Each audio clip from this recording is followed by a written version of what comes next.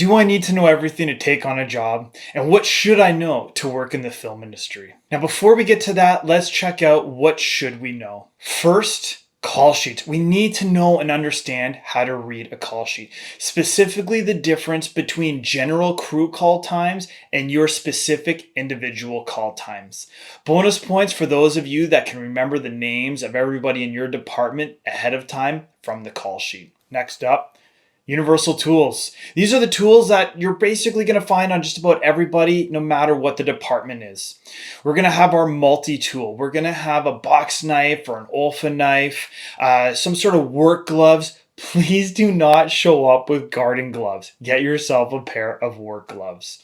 And lastly, a flashlight of some kind, something small, doesn't necessarily need to be too big, something that can fit in your pocket or your tool pouch. Now, the range of price in these are going to vary quite a bit. So just buy what kind of fits in your budget as you're starting off. You don't have to have the most fanciest and the greatest tools for this, just something to be able to do the job. Next, we're going to have clothing.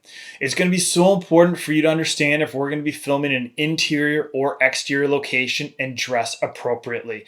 It's amazing to date how even experienced technicians will still miss this sometimes and not come prepared for if we're filming indoor or outdoors, depending on what season it is.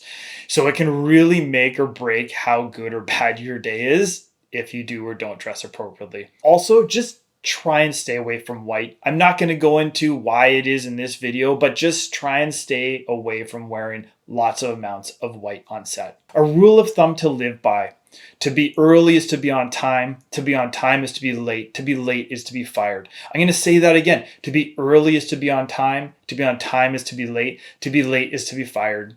These production companies are spending thousands, tens of thousands, sometimes millions of dollars to make sure that they start at a very specific time. Do not be the reason why they cannot start on time because you're late.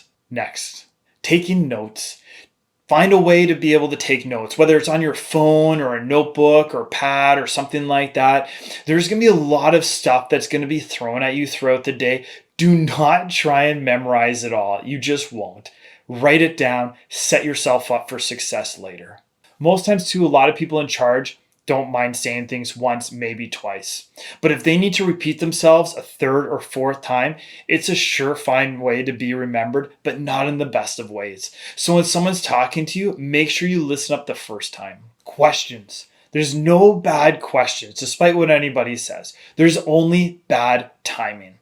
And so a lot of people you're going to find, as you're curious and asking questions to, they're going to be very open to sharing, teaching, and talking to you about the industry and answering your questions. Just be very mindful of when you're asking those questions. Mistakes. Own your mistakes. I can't stress this enough. Anyone with any amount of experience is going to know when you screw up. So save yourself the embarrassment of trying to come up with a lie or an excuse of why something happened the way it did, and just own it. Most times, there's not really going to be a consequence for the mistakes you make. If anything, you're probably going to build trust with the people that you're working with, and you might actually get hired back specifically because you owned it. I know myself, I've made lots of mistakes, some embarrassing, some just out silly, and some just really bad at a cost of tens of thousands of dollars. Unfortunately, it's just one of these things that this just happens. It's how we learn. So don't be afraid of making mistakes and just own it. Keep your phone on silent. Before you even get to set, just keep it on silent. Bonus points for those of you that can actually stay off the phone all day. And in fact, if you can just spend the day networking, taking notes, and just trying to see how a film set comes together. This next one is going to be hard for some, but do not be a Mr. Know-It-All chatterbox. If someone's going to spend the time talking to you and sharing with you something of how it's done, swallow your pride and listen. You might find a new way of actually being able to do something that you didn't even know before. And if everybody thinks that you know everything, then no one's going to offer it up anymore to be able to show you how to do something. And on a film set, that's a really scary place to be.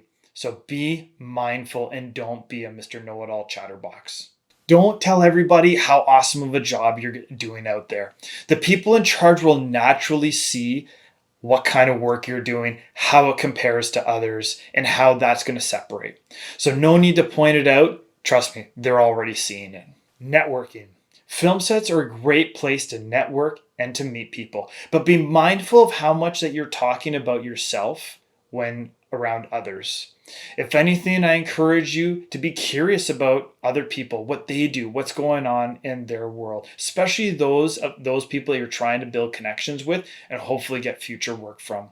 Lastly, do I need to know everything to take on a job? Absolutely not.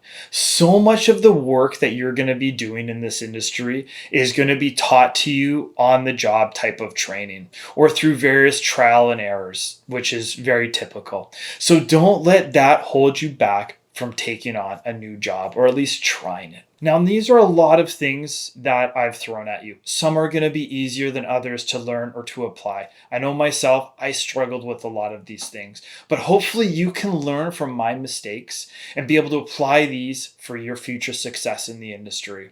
Now, lastly, what happens when the job or position that we're hoping for doesn't work out? For whatever the reason, what happens next? How do we go from there? We talk about that in our next video, so check it out.